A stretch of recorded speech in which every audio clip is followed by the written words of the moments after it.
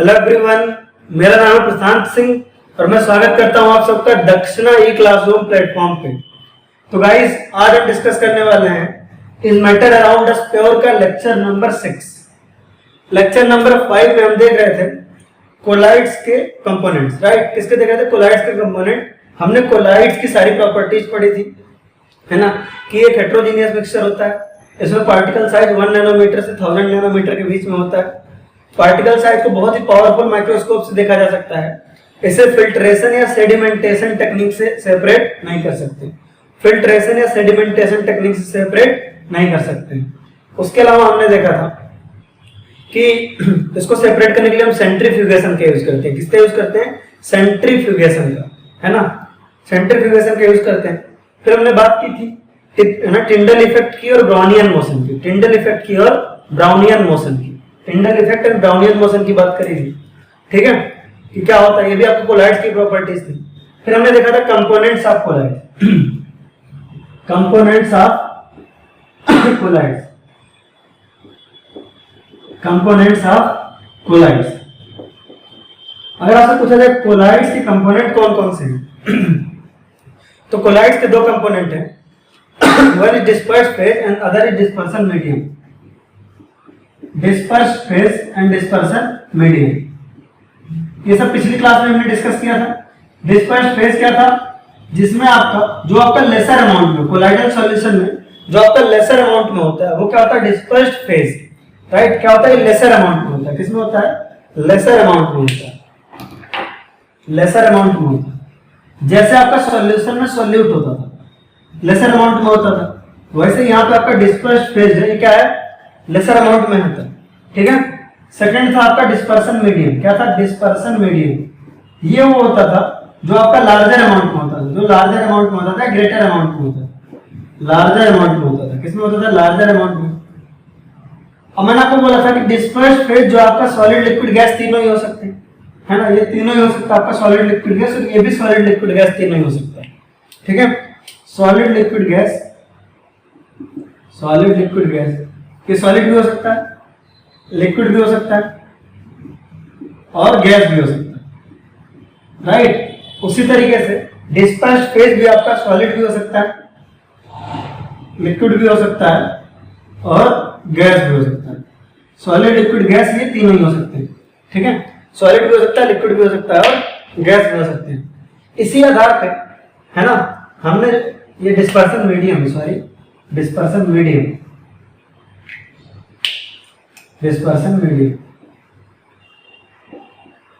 Dispersed phase क्या होता है? जो लेसर अमाउंट में होता है। डिस्पर्सन मीडियम जो होता है वो लार्जर अमाउंट में होता है। डिस्पर्सन मीडियम आपका क्या होता है? लार्जर अमाउंट में होता है। डिस्पर्स्ड फेज आपका लेसर अमाउंट में होता है, डिस्पर्सन मीडियम आपका क्या होता है? लार्जर अमाउंट में होता है। आपका dispersed phase solid, liquid and gas तीनों हो सकता है, एंड डिस्पर्सन मीडियम भी आपका क्या हो सकता है? डिस्पर्सन मीडियम भी आपका सॉलिड, लिक्विड, गैस तीनों हो सकता है, राइट। डिस्पर्सन मीडियम भी आपका सॉलिड, लिक्विड, गैस तीनों हो सकता है, ठीक है। इस बेसिस पे कोलाइड्स को हम बांटते हैं, है ना, इनके मीडियम के बेसिस पे हम कोलाइड्स को डिवाइड करते हैं। टाइप्स ऑफ कोलाइड लिखते हैं, types of colloid, types of colloid लिखते हैं। हमको पता है सॉलिड, लिक्विड, गैस तीन हो सकते हैं। तो डिस्पर्स्ड फेज जो है आपका इधर लिखा है हमने, एंड डिस्पर्सन मीडियम हमने इधर लिखा है। डिस्पर्स्ड फेज इधर, डिस्पर्सन मीडियम इधर, ठीक है। तो आपको पता है सॉलिड, लिक्विड, गैस तीन हो सकता है। तो ऐसा हो सकता है कि डिस्पर्स्ड फेज आपका सॉलिड हो और ये क्या हो? आपका सॉलिड हो, है ना, ये आपका लिक्विड हो, डिस्पर्स्ड फेज लिक्विड हो, लेकिन मीडियम क्या हो? आपका सॉलिड हो, है ना। ये आपका क्या हो? गैस हो और ये आपका क्या हो? सॉलिड हो, राइट। ये आपका क्या हो? सॉलिड हो और ये लिक्विड हो, ये आपका लिक्विड हो और ये क्या हो? गैस हो, है ना, ये गैस है और ये भी क्या हो आपका? सॉरी, ये लिक्विड हो, सॉरी लिक्विड, और ये आपका गैस और ये भी क्या हो? आपका लिक्विड हो। इस तरीके से n नंबर बन सकते हैं। इस तरीके से बहुत टाइप बन सकता है। आप इस तरह से बहुत सारे टाइप डिफाइन कर सकते हो, मेनी टाइप्स, है ना। आप डिस्पर्स्ड फेज और डिस्पर्सन मीडियम के फिजिकल स्टेट पे solid solid, liquid solid, gas solid, है ना, solid solid, liquid solid, gas solid, solid liquid, liquid liquid and gas liquid. आगे और भी बन सकता है आपका गैस सॉलिड, सॉलिड गैस, इस तरीके से। तो ऐसे बहुत तरह के आपके बन सकते हैं। डिफरेंट टाइप्स ऑफ कोलाइड्स होते हैं, ठीक है। इस तरीके से बहुत तरह के कोलाइड बनते हैं आपके disperse phase and dispersion medium के, है ना, फिजिकल स्टेट के आधार पे। Disperse phase and dispersion medium के फिजिकल स्टेट के आधार पे बहुत तरह के हम, है ना, कोलाइड डिफाइन कर सकते हैं। फर्स्ट टाइप का कोलाइड हो गया आपका जिसमें आपका डिस्पर्स फेस सॉलिड हो एंड मीडियम लिक्विड हो, सॉलिड हो, ये भी सॉलिड, ये भी सॉलिड, ये लिक्विड, ये सॉलिड, ये गैस, ये सॉलिड, ये सॉलिड, ये लिक्विड, ये लिक्विड, ये लिक्विड, ये गैस, ये लिक्विड। इस तरीके से बहुत आप डिफाइन कर सकते हैं। अलग अलग फिजिकल स्टेट के आधार पे अलग अलग तरह के कोलाइड्स होंगे।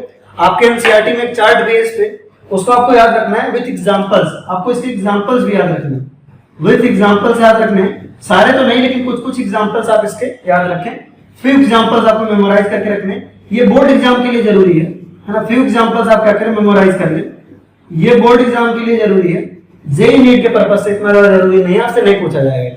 बोर्ड एग्जाम के लिए मतलब बोर्ड एग्जाम मतलब स्कूल एग्जाम के लिए जरूरी है।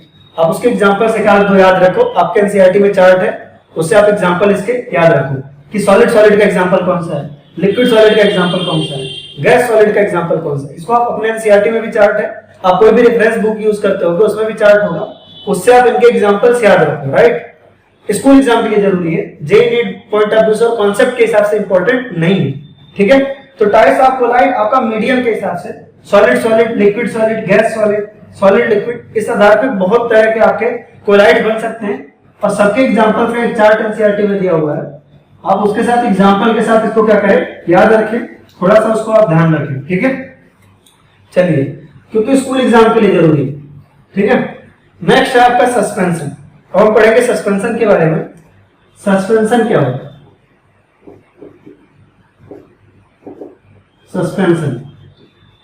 सस्पेंशन बहुत अलग होता है ना बाकियों से।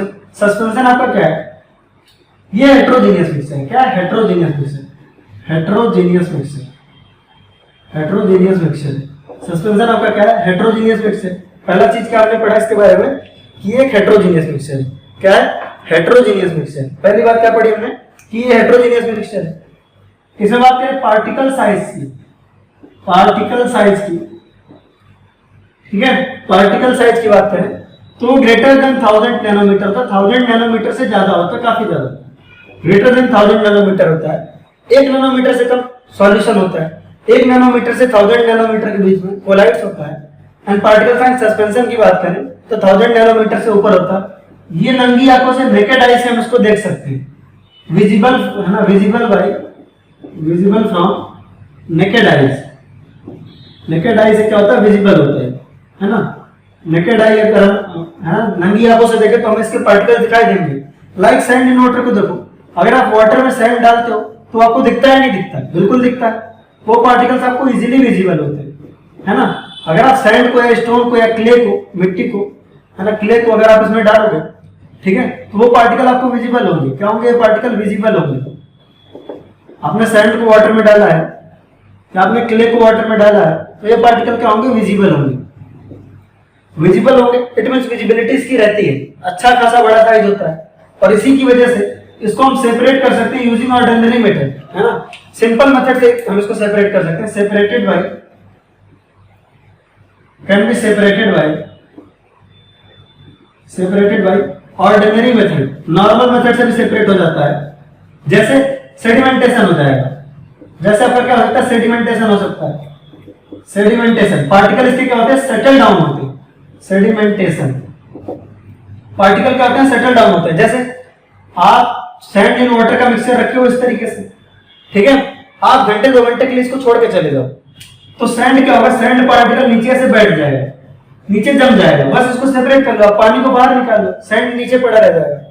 आप 2-3 घंटे के लिए छोड़ दो तो क्या होगा? सेडिमेंटेड हो जाएगा, यहाँ पे सेटल डाउन हो जाएगा। सैंड विल सेटल डाउन, है ना। तो सेडिमेंटेशन देता है। यहाँ पर सस्पेंशन जो है वो सेडिमेंटेशन करता है।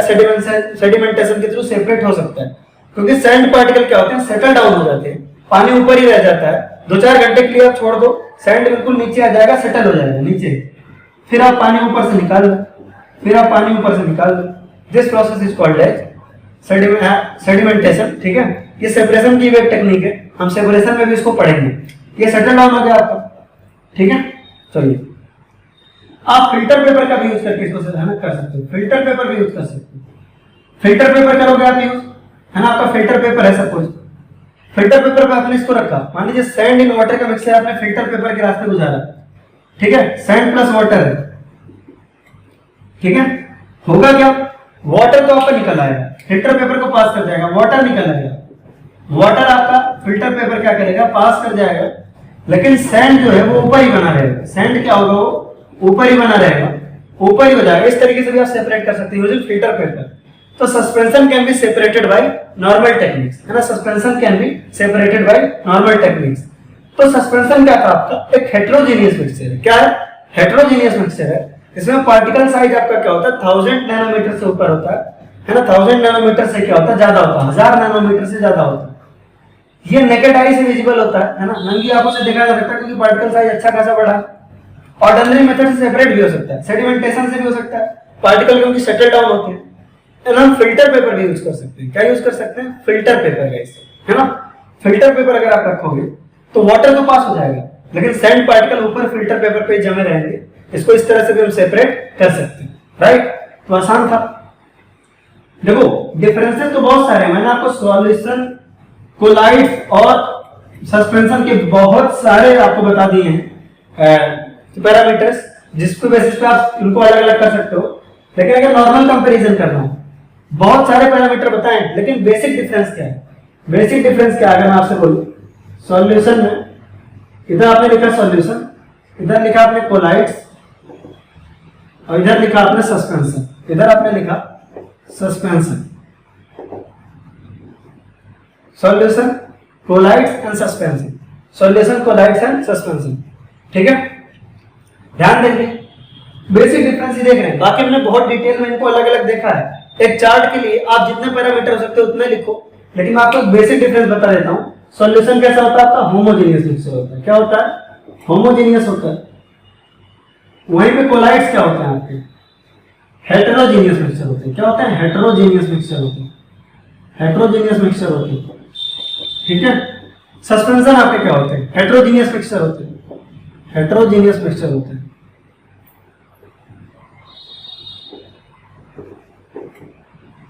ठीक है। Solutions are homogeneous mixture, homogeneous, है ना। Colloids are heterogeneous mixture and suspensions are heterogeneous mixture. उसके अलावा इनमें पार्टिकल साइज कैसा होता है, पार्टिकल साइज वो लेस देन 1 नैनोमीटर होता है, लेस देन 1 नैनोमीटर होता है, 1 नैनोमीटर से कम होता है, 1 नैनोमीटर से कम होता है पार्टिकल साइज। यहां पे पार्टिकल साइज क्या होता है, बिटवीन, यहां पे पार्टिकल साइज क्या होता है, between 1 nanometer to 1000 nanometer, 1 nanometer to 1000 nanometer होता है। यहां पे पार्टिकल साइज देखेंगे तो greater than 1000 nanometer, greater than 1000 nanometer होता है, राइट। सॉल्यूशंस में particle size less than 1 nanometer होता है, सॉल्यूशंस में particle size less than 1 nanometer होता है, और कोलाइड्स में पार्टिकल साइज 1 नैनोमीटर से 1000 नैनोमीटर होता है। कितना होता है, 1 नैनोमीटर टू 1000 नैनोमीटर। और वहीं पे सस्पेंशन में क्या होता है, 1000 नैनोमीटर से भी ज्यादा, 1000 नैनोमीटर से भी ज्यादा, right. Particle size less than 1 nanometer, 1 nanometer to 1000 nanometer, और 1000 नैनोमीटर से ज्यादा, right. Can not be see, है ना। मैं आपको पॉइंट वाइज बता देता हूं, बाकी आप नोट करते रहेगा। सॉल्यूशंस क्या होते हैं आपके, नेकेड आई से और माइक्रोस्कोप दोनों से नहीं देखे जा सकते, ना ही नेकेड आई से देखे जा सकते हैं, ना ही नेकेड आई से देखे जा सकते हैं, ना ही छोटे मोटे माइक्रोस्कोप से देखे जा सकते हैं, राइट। इनके पार्टिकल ना ही नेकेड आई से देखे जा सकते हैं और ना ही माइक्रोस्कोप से। इसको हम जो है कोलाइड्स के पार्टिकल्स को पावरफुल माइक्रोस्कोप से देख सकते हैं, पावरफुल माइक्रोस्कोप से देख सकते हैं। इसको तो हम नेकेड आई से देख सकते हैं, इसको तो हम नेकेड आई से देख सकते हैं। सस्पेंशन वाले को तो हम नेकेड आई से देख सकते हैं, सैंड दिखता रहता है हमें पानी में। उसके अलावा इसको ना ही फिल्ट्रेशन कर सकते हैं, ना ही फिल्ट्रेशन कर सकते हैं नॉर्मली, और ना ही सेडिमेंटेशन कर सकते हैं, है ना। सेडिमेंटेशन भी नहीं होता, फिल्टर पेपर से भी पास नहीं होता, सेडिमेंटेशन नहीं होता, ना ही फिल्टर पेपर से पास होता है, ना ही फिल्टर पेपर से पास होता है। फिल्टर पेपर से भी, सॉरी, फिल्टर पेपर से पास हो जाता है, सेपरेट नहीं होता, कहने का फिल्टर पेपर से पास हो जाता है, सेपरेट नहीं होता, ठीक है। फिल्टर पेपर से पास हो जाता है, सेपरेट नहीं कर सकते, फिल्टर पेपर से हम इसको सेपरेट नहीं कर सकते, राइट। वहीं पे कोलाइड्स के लिए भी सेम है, सेडिमेंटेशन नहीं होता है, ना ही फिल्टर पेपर से इसको सेपरेट कर सकते हैं, है ना, ठीक है। सेडिमेंटेशन कोलाइड्स का भी नहीं होता, कोलाइड्स और सॉल्यूशन दोनों का ही सेडिमेंटेशन नहीं होता, ना ही फिल्टर पेपर से सेपरेट किए जाते हैं, दोनों ही फिल्टर पेपर को क्या करते हैं, पास कर जाते हैं। वहीं पे सस्पेंशन क्या है, इसका सेडिमेंटेशन हो जाता है, इसको आसानी से सेपरेट कर लेते हैं, ठीक है। तो ये सब कुछ चीजें हैं। उसके अलावा कोलाइड्स आपका टिंडल इफेक्ट शो करता है, ब्राउनियन मोशन शो करता है, ठीक है। इस तरह के कुछ पॉइंट्स आप याद रखिए कि कोलाइड्स आपका टिंडल इफेक्ट शो करता है, ब्राउनियन मोशन शो करता है, सेटल डाउन हो जाते हैं किसके पार्टिकल्स, सस्पेंशन के। एग्जांपल्स आपको याद रखने हैं, सॉल्यूशन का salt in water, sugar in water, glucose in water. वहीं पे आपका है ना क्या बोलते हैं, कोलाइड्स है, वो आपके क्या होते हैं, उनका एग्जांपल है मिल्क ऑफ मैग्नीशिया, फॉग हो गया, टूथपेस्ट हो गया, जेल हो गया, एरोसॉल्स हो गए, सॉल हो गए। आप पढ़ना एग्जांपल होगा बहुत सारे, है ना, अपने बुक में भी देखना। सस्पेंशन के example sand in water, clay in water, stone in water, ये सब आपके सस्पेंशन के एग्जांपल, राइट। अच्छा, एक टर्म आता है बार-बार ट्रू सॉल्यूशन, उसको लेके चिंता मत करें। ट्रू सॉल्यूशन बेसिकली सॉल्यूशन ही होता है, कहते हैं ट्रू सॉल्यूशन, लिखा रहता है ट्रू सॉल्यूशन, है ना। ट्रू सॉल्यूशन जब भी लिखा हो, है ना, उसका मतलब सॉल्यूशन ही होता है। बस कहने का मतलब पार्टिकल साइज क्या है, बहुत कम है, वेरी लेस पार्टिकल साइज, बहुत कम, very less particle size, very less particle size. True solution और सॉल्यूशन वर्ड इंटरचेंजेबली यूज होते हैं, मतलब आप सॉल्यूशन की जगह उसको ट्रू सॉल्यूशन भी बोल सकते हो। लेकिन जब भी कहीं ट्रू सॉल्यूशन लिखा हो, जब भी कहीं ट्रू सॉल्यूशन लिखा हो, कहने का मतलब होता है पार्टिकल साइज बहुत ही छोटा, 1 नैनोमीटर से भी काफी छोटा, है ना। नॉर्मल सॉल्यूशन ही है बट पार्टिकल साइज क्या है, बहुत छोटा होना चाहिए जब भी हम ट्रू सॉल्यूशन बोलते हैं, है ना। आपने सुना होगा वर्ड ट्रू सॉल्यूशन, आप नहीं सुने तो आगे सुन जाएंगे ट्रू सॉल्यूशन। तो ये सॉल्यूशन ही होता है, ट्रू सॉल्यूशन और सॉल्यूशन में कोई खास डिफरेंस नहीं होता, बात वही होती है। चाहे आप ट्रू सॉल्यूशन बोल, बहुत लोग ट्रू सॉल्यूशन बोलते हैं, सॉल्यूशन बोलते हैं।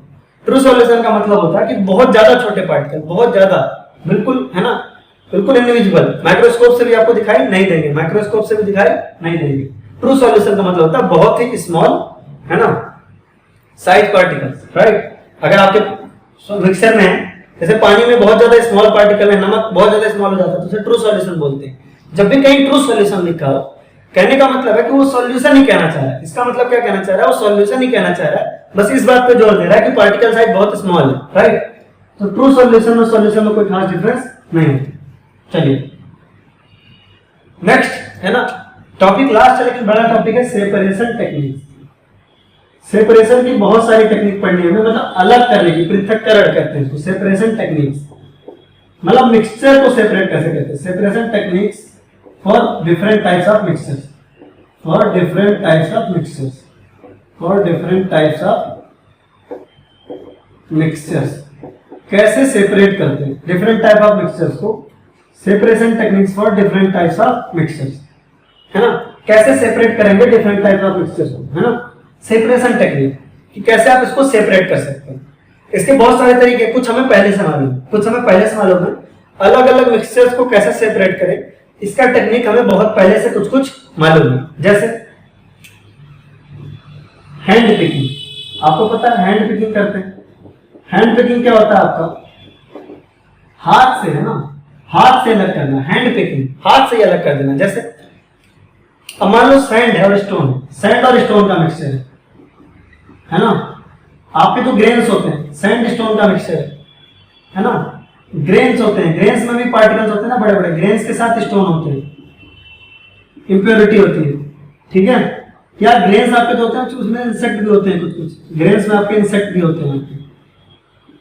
इन सबको, है ना, सैंड में आपका स्टोन है या आपके पेपर में स्टोन है, पेपर आपके हैं, मतलब बेसिकली सिंपल सी बात है, आप सारे वो एग्जांपल देख लो, आपके सैंड में स्टोन पड़ा है, क्या उसे आप हाथ से सेपरेट कर सकते हैं यूजिंग योर हैंड्स, सिंपल सी बात है।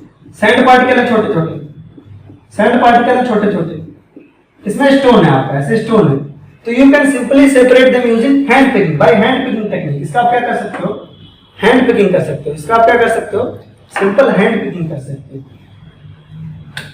हैंड पिकिंग कर सकते हैं, राइट। हैंड पिकिंग मतलब हाथ से उठा देना। आपने घर पे मम्मी को चावल धुलते हुए देखा होगा कि आपके ग्रेन्स हैं, जैसे आपके ग्रेन्स होते हैं, चावल होते हैं ना, चावल होते हैं, है ना। अब इसमें कंकड़ वंकड़ है, मान लो इसमें कंकड़ वंकड़ है इस तरीके से, उसका भी हैंड पिकिंग हो जाता है ना। उसके अलावा घर पे सूपा भी आता है, उससे भी करते हैं, वो भी सेपरेशन टेक्निक है, ऐसा नहीं है कि वो सेपरेशन टेक्निक नहीं है।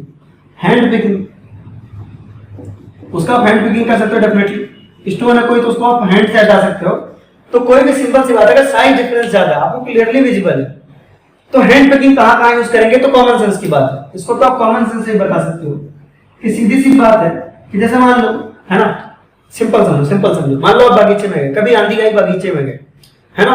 अब बागीचे में क्या होगा, जब आंधी आती है तो पतझड़ जैसा जो सूखी सूखी पत्तियां होती है वो भी गिर जाती है, कुछ लकड़ियां भी गिरी होती है, कुछ इंप्योरिटी और डस्ट पार्टिकल आ जाते हैं, है ना। घास फूस तो होते ही है, घास फूस में भी छोटे छोटे स्टोन होते हैं। आम होता है, मान लो आपका आम का बगीचा और आम गिरा है, तो वो मिक्सचर हो गया ना। बेसिकली क्या है, ड्राई लीव्स है उसमें, क्या है, ड्राई लीव्स हैं प्लस ग्रासेज हैं उसमें, है ना, बहुत सारे ड्राई ग्रासेज भी हैं, बहुत सारे डस्ट पार्टिकल हैं, फिर आपका उसमें मैंगो है। तो देखो कॉमन सेंस की बात है कि आप थोड़ी ना वहां पे कोई अलग से मशीन लेके जाते हो आम उठाने के लिए। आंधी खूब सारी आई, खूब सारा आम गिरा होता है बगीचे में, आप इसका हैंड पिकिंग कर लेते हो। क्या कर लेते हो, हैंड पिकिंग कर लेते हो। तो सिंपली आपने क्या किया, आपने अपना हाथ का यूज करके सेपरेट कर लिया। क्या कर लिया, सेपरेट कर लिया किसको, आम को बाकी सबसे। आम को निकाल करके अपनी टोकरी में भर लिया। You have done what, simply hand picking किया। आपने क्या किया, हैंड पिकिंग किया।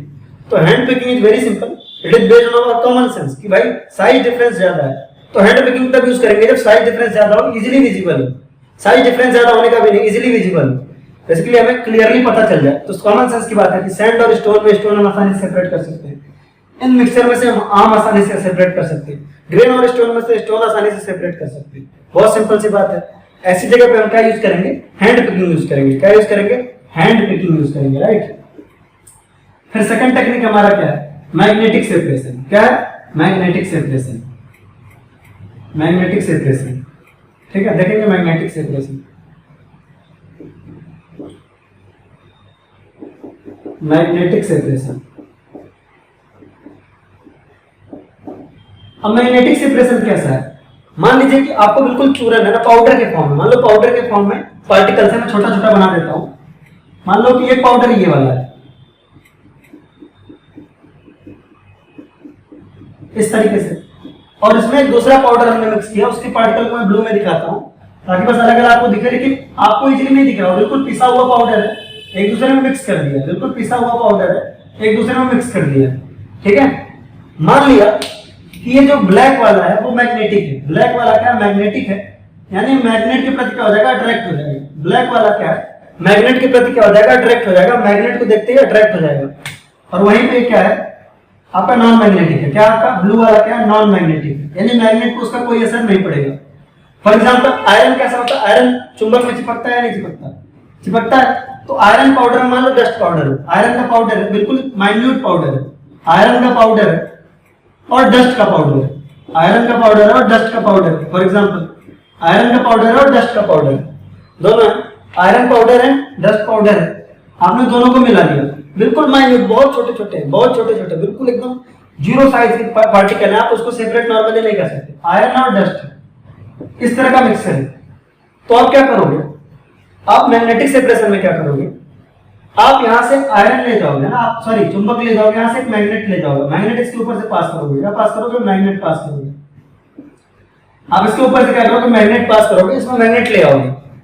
तो जो नॉन मैग्नेटिक पार्टिकल है, जो नॉन मैग्नेटिक पार्टिकल है वो क्या होंगे, इसके प्रति अट्रैक्ट होंगे, इसके टुवर्ड्स क्या होंगे, सॉरी जो मैग्नेटिक पार्टिकल है वो इसके प्रति क्या होंगे, अट्रैक्ट होंगे, और जो नॉन मैग्नेटिक हो वैसे कैसे रह जाएंगे।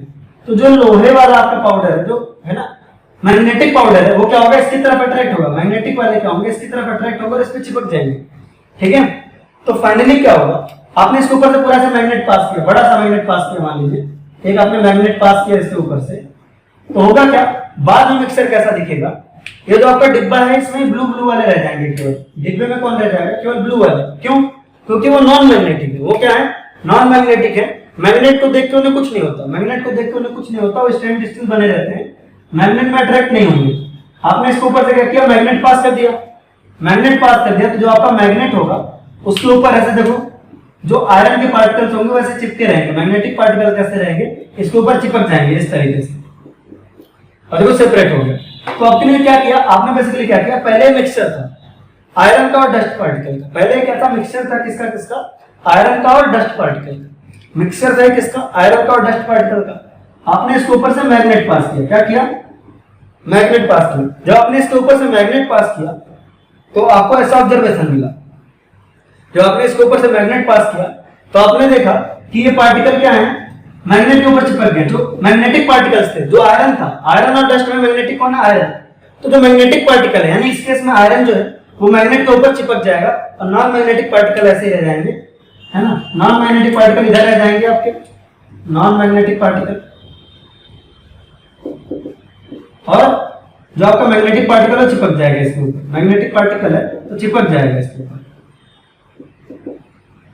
तो सिंपल सी बात है, अगर आपसे पूछा जाए, है ना, कि अगर आपसे पूछा जाए कि किस तरह के पार्टिकल आप अलग कर सकते हो मैग्नेटिक सेपरेशन से, तो सीधी सी बात है कि मिक्सचर में जब आपका एक मैग्नेटिक हो दूसरा नॉन मैग्नेटिक हो तभी कर सकते हो। One is magnetic, another one is non magnetic.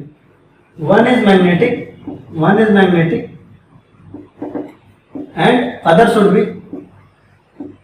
Should be non magnetic, तभी हम सेपरेट कर पाएंगे। एक मैग्नेटिक होना चाहिए जो मैग्नेट की तरफ अट्रैक्ट हो जाए और दूसरा नॉन मैग्नेटिक होना चाहिए, तभी होगा, क्योंकि वो मैग्नेट की तरफ अट्रैक्ट होगा। एक होगा दूसरा नहीं होगा, तो एक को ऐसे खींच लेगा दूसरा नहीं होगा।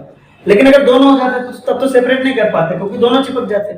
और अगर दोनों नहीं होते तब भी नहीं कर पाते, क्योंकि दोनों नहीं चिपकते। अगर दोनों नहीं होते तो दोनों नहीं चिपकते, दोनों इधर ही रह जाते। और दोनों ही अगर चिपक रहे होते, दोनों ही मैग्नेटिक होते तो दोनों चिपक जाते। तो हम तभी सेपरेट कर सकते हैं जब एक मैग्नेटिक हो और दूसरा मैग्नेटिक ना हो। इसका आप आगे पढ़ के मेटलर्जी में अच्छा एप्लीकेशन देखोगे। जब आप आगे पढ़ के पढ़ोगे मेटलर्जी मतलब जैसे ये धातु तो निकलता है ना, जैसे मेटल्स निकाले जाते हैं ग्राउंड से, तो वो मेटल के फॉर्म में कैसे आते हैं। मेटलर्जी में आप इसका अच्छा खासा एप्लीकेशन देखोगे, मेटलर्जी में magnetic separation.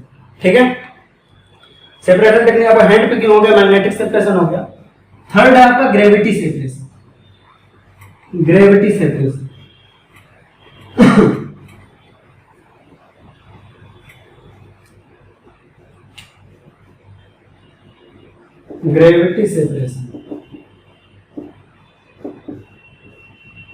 Gravity separation method भी बोलते हैं इसे, ग्रेविटी सेपरेशन या ग्रेविटी सेपरेशन मेथड। इसमें क्या होता है, देखो सिंपल सी बात मैं बताऊं, ऐसे ऐसे बना हुआ मान लो,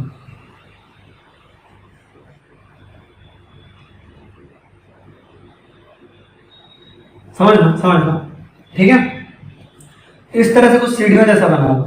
अब वो बताओ, ठीक है, यहाँ पे एक मिक्सचर रखा हुआ है, यहाँ पे मिक्सचर रखा हुआ है इसका, और एक मिक्सचर है सपोज हमारे पास, ऐसे कट जरा बना ले रहे हैं, इस तरह का मिक्सचर हमारे पास पड़ा हुआ है। तो ग्रेविटी सेपरेशन क्या होता है, मान लो इसमें से एक बहुत भारी है। ग्रेविटी सेपरेशन तब यूज करते हैं जब डेंसिटी डिफरेंस बहुत ज्यादा होता है। डेंसिटी डिफरेंस बहुत ज्यादा होता है, व्हेन डेंसिटी डिफरेंस इज, है ना, when density difference is more, when density difference is more. जो आपका डेंसिटी डिफरेंस बहुत ज्यादा है, जब आपका डेंसिटी डिफरेंस बहुत ज्यादा हो, एक बहुत ज्यादा डेंस हो, बहुत ज्यादा हैवी है। जैसे आप मान लो कि ये वाला आपका क्या है, बहुत ज्यादा हैवी है, ब्लैक वाला आपका बहुत ज्यादा हैवी है, और ब्लू वाला क्या आपका बहुत ज्यादा लाइट है ना, बहुत ज्यादा आपका क्या है, लाइट है, हल्का है। ग्रेविटी सेपरेशन को हम हाइड्रोलिक वॉशिंग भी कहते हैं। क्या कहते हैं, हाइड्रोलिक वॉशिंग। इसका एक और नाम है हाइड्रोलिक वॉशिंग, हाइड्रोलिक वॉशिंग।